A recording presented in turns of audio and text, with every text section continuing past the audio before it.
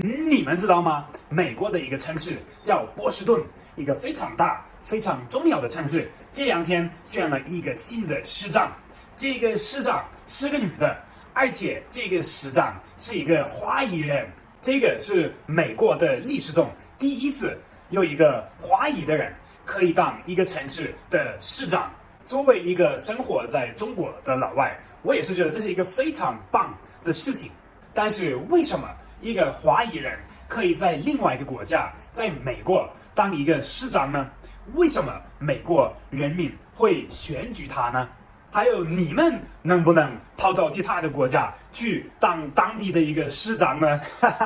我也想问一下你们，如果有这样的机会的话，你们会想去吗？当一个城市的市长多好，哪怕是在国外，你们愿意吗？你们可以在评论里面跟我说一下。如果你们第一次刷到我的视频的话，那欢迎来看一下。我叫 Marky， 我在四川成都。这个美国波士顿城市的华裔市长的故事，咱们今天来好好分析一下，研究一下。然后接下来我也给你们说一下德国那边是一个什么样的情况，然后再给你们分享一下 Marky 对这个事情的看法是什么。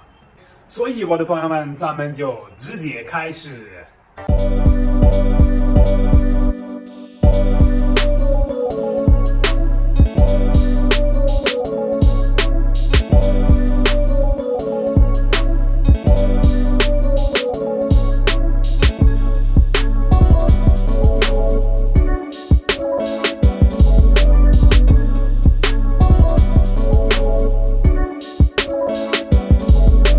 这边发现了几例新冠肺炎的传染者，所以说现在大家都非常紧张，这边都在实行防控疫情的措施，都在处理这个事情。所以说这两天你们要是要出门的话，就注意安全，记得把口罩戴好，然后最重要的，不要去任何一个有新冠肺炎疫情的感染者去过的地方，包括说不要去人太多的地方。也只能说，幸好马克也不是非常喜欢去人很多的地方，一般都在家或者在公司或者去健身房去运动，其他的都去的比较少。但是美国的这个刚刚被选举的华裔市长，他的名字叫 Michelle Wu， 是一个很年轻的、很漂亮的、教育水平非常高的、非常厉害的一个人。这个 Michelle Wu女士，米歇尔·沃市长，她是85年出生的，也就是比马克才大8岁，她已经在当市长了，那也是太厉害了吧！这么年轻都已经有这么大的责任，这么重要的一个职位，我觉得真的是非常佩服她。而且千万不要认为这个是什么小事儿，没有那么重要。其实波士顿是一个经济、政治、社会上非常大、非常重要的一个美国城市，它前2天变成了美国那边所有的城市里面历史第一个华裔的市长。我觉得这是一个非常厉害、非常好的欣喜的消息，因为有一个华裔的人可以去当美国城市的一个市长，是一个非常好的事儿。在美国那边，包括说在有一些大部分的欧洲的地方，其实我们不分你的民族是什么，你的血统是什么，只要看你的国籍，你的国籍如果说是美国的美国籍，或者说其他的欧洲国家的国籍，你就是可以去当一个市长，也可以去当一个政府工作人员，可以当一个政治家，都是可以的。那么上次我们也都知道，美国的总统也有第一次历史上变成了一个黑皮肤的人。所以说在美国出现这种事儿其实也不是非常少，因为美国算是一个移民国家，不管你是来自哪一个地方，巴基斯坦的、印度的、中国的、欧洲的、非洲的，不管你是哪儿的，只要你有能力，你有美国的国籍，你都可以去当这些职位的这些事情。其实你想一下也是非常正常的，因为美国那边真正的纯粹这种美国本地的人真的非常少，大部分的都是来自欧洲、来自亚洲各种各样的地方移民过去的人，所以说他们就比较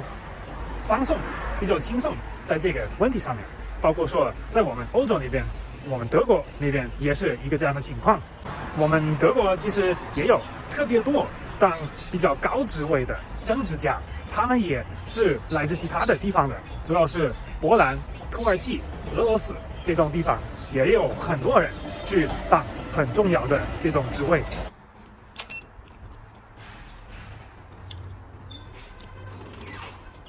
到家了，我的朋友们，现在马上准备把午饭吃完，然后待会儿下午就开始忙了。但是我觉得可能很多人好奇的一个事儿，就是为什么美国那边很多本地人他们会选择去选举这种人，就是有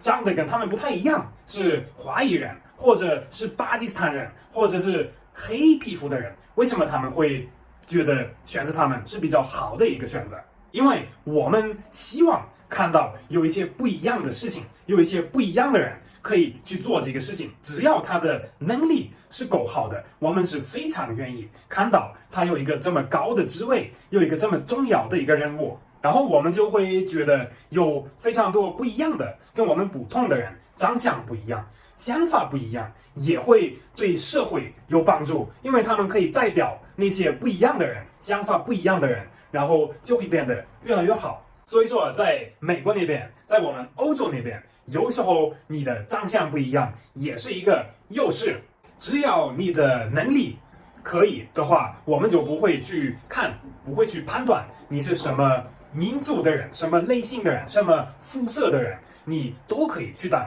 这个重要的职位，这个东西。还有我个人觉得这是一个非常好的事儿，虽然说